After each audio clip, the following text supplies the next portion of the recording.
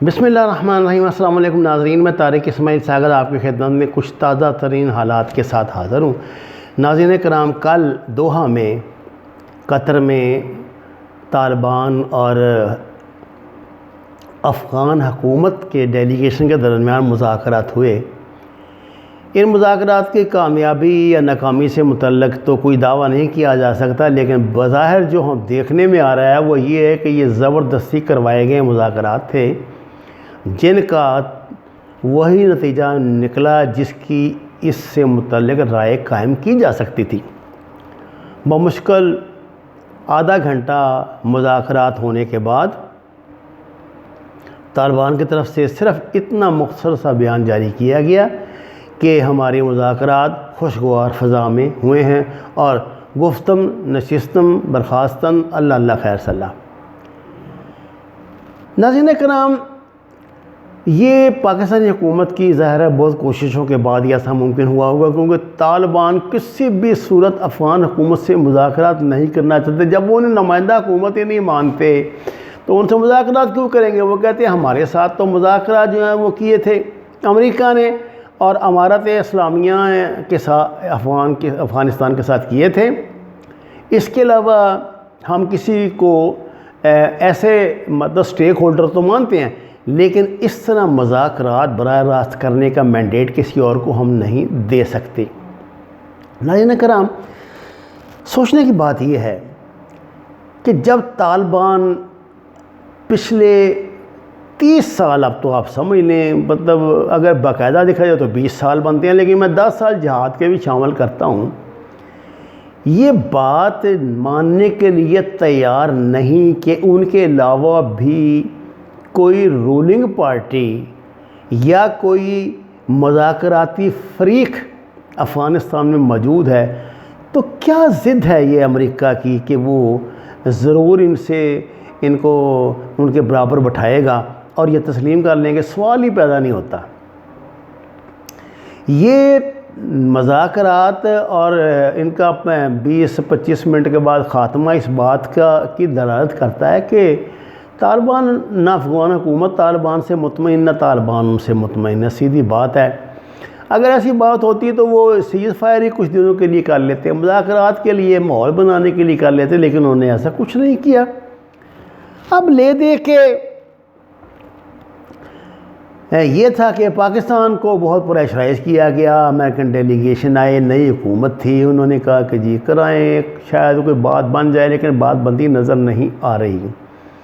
طالبان نے اصل میں ذہنی طور پہ یہ بات تسلیم کر لی ہے، اور حالات بھی ہمیں یہی کچھ دکھا رہے ہیں کہ بہرحال اب وہ جو ان کا جو تھا امریکہ کا صدر ٹرمپ والا جو منصوبہ تھا وہ تو کامیاب ہوگا نہیں، اور امریکن فوجیں یا نیٹو کی فوجیں اس طرح آسانی سے یہاں سے نکلیں گی نہیں، اور صدر جو بائیڈن کی پالیسی یہ ہے کہ وہ اس خطے کو اس طرح پرسکون طریقے سے چھوڑنے کے لیے تیار نہیں ہیں۔ وہ شاید یہاں ابھی اور قتال اور جنگ و جدال دیکھنا چاہتے ہیں۔ میں آپ کو ایک اور بات کہتا ہوں، میں کہتا ہوں جتنی احادیث ہم غزوہ ہند کے حوالے سے پیش کرتے ہیں، ان سب میں میں تو بہت ناقصر مطالعہ بندہ ہوں، ان سب احادیث میں کیا اس طرح کے واقعات کے نشاندہی نہیں کی گئی؟ کیا یا نہیں اس میں اشارہ ہمیں ملتا کہ یہ دریائے اٹک ہے ہمارا، یا دریائے کابل، یا آپ سمجھ لیں یہ 2 کہ پتہ نہیں 3 مرتبہ پورا خون سے بھرے گا اور یہاں پہ بڑا قتال ہوگا، یہاں پہ بہت لڑائی ہوگی، یہاں سے پھر جو ہے خراسان کی جو ایک روایت ہے کہ یہاں سے قافلے اٹھیں گے جو جائیں گے مدد کے لیے امام مہدی کی، یا جو جس طرح کی تفصیلات آپ کے علم میں ہی ہیں۔ اگر اللہ کو اس کا مطلب یہی ہے کہ اللہ کو تو یہ منظور نہیں ہے نا کہ یہاں پہ امن ہو۔ اگر ان احادیث نے پورا ہونا ہے، اور بہت سے بزرگوں سے میں نے سنا ہے کہ یہ جو ہمارا غزوہ ہند ہے اس کا آغاز ہو چکا ہے، اور غزوہ ہند کا آغاز بزرگ یہ کہتے ہیں کہ کارگل کی لڑائی سے ہو چکا ہے۔ اللہ جانے اس کی ظاہر ہے کچھ سٹیجز ہوں گی، اللہ والوں کو علم ہوتا ہے ان کا، ہم تو مطلب سننے کے اور جاننے کے مکلف ہی ہیں۔ قدرت کی طرف سے ابھی تک ایسا کوئی سائن ملا نہیں کہ اس خطے میں امن ہو۔ جتنی دنیا کی شرارتی قوتیں ہیں وہ یہاں جمع ہو رہی ہیں۔ انڈیا ہی نہیں چین لینے دیتا ہمیں، انڈیا نے جہنم بنایا ہوا ہے، ہر چیز کو عذاب بنایا ہوا ہے، اور وہ مار دھاڑ اور ادھر قتل و غارت گری رکنے ہی نہیں دیتا وہ۔ آپ دیکھ لیجئے کیا ایک دن کے لیے بھی اس نے بلوچستان میں اپنی یہ غنڈہ گردی بند کی ہے؟ بالکل نہیں کی، اسی طرح سارا سلسلہ چل رہا ہے کر رہا ہے، بلکہ اس میں اضافہ ہو رہا ہے۔ اسی طرح اب اس نے ادھر بھی اپنا کام شروع کر دیا ہے، شمالی وزیرستان اور جنوبی وزیرستان میں بھی۔ لیکن آپ نے اس میں دیکھا ہے کہ پاکستان کا ریاکشن بھی بڑا کیلکولیٹڈ اور بہت خطرناک ہوتا ہے۔ منگل باغ کے بعد اب سجنا بھی مارا گیا ہے، اور سجنا کوئی معمولی بندی کا نام نہیں تھا، آپ جانتے ہیں بہت بڑا یہ ٹیررسٹ تھا۔ اور یہ بات طے شدہ ہے کہ اب پاکستان نے یہ فیصلہ کر لیا ہے کہ اس ایریا میں ان لوگوں کا صفایا کرے، جو ریاست کے جو سٹیٹ کے اقتدار اعلیٰ کو چیلنج کرتے ہیں، ان کا خاتمہ کیا جائے۔ اس کے لیے پاکستان تو ظاہر ہر ممکن اقدام کرے گا۔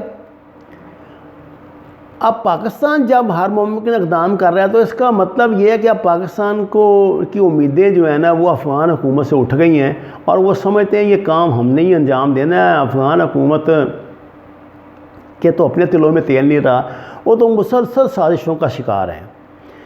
اگر آپ یہ سمجھتے ہیں کہ اشرف غنی یا عبداللہ جو ہیں یہ طالبان کے ساتھ، بھلے ان کے آپس میں لاکھ اختلافات ہوں، یہ طالبان کو بطور حکومت کے پارٹنر تسلیم کر لیں گے، نو سوال نہیں پیدا ہوتا۔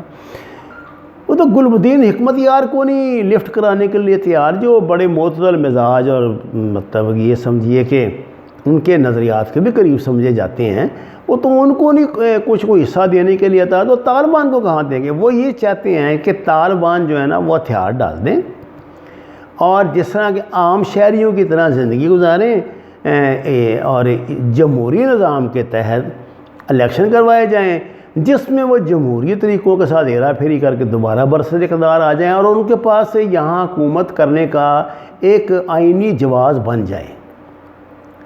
سیدھی بات تو یہ ہے۔ اب اس کو وہ جس طرح مرضی ملفوف کر کے پیش کریں، جو مرضی وہ دلیلیں دیں، جیسی مرضی بات کہیں، یہ اب ہماری بدقسمتی یہ ہے، ہماری کیا اس پورے خطے کی بدقسمتی یہ ہے کہ اگر افغانستان میں امن نہیں ہوگا تو اس کے ہمسایہ ممالک تو تصور ہی نہیں کر سکتے اس بات کا۔ ایران کا کتنا بھی سخت نظام ہو، یہ بات یاد رکھیے، اگر شورش ہوگی یہاں افغانستان میں تو ایران پر بھی اس کے اثرات اتنے ہی آئیں گے، تو چلو اتنے زیادہ نہیں آئیں گے جتنے پاکستان پہ آ رہے ہیں، لیکن آئیں گے تو ضرور۔ ایران کا ایک پلس پہلو یہی ہے نا کہ انڈیا اس کے قریب ہے، اور جو موجودہ افغان حکومت ہے یہ بھی میرا خیال اس کے قریب ہی ہونی چاہیے۔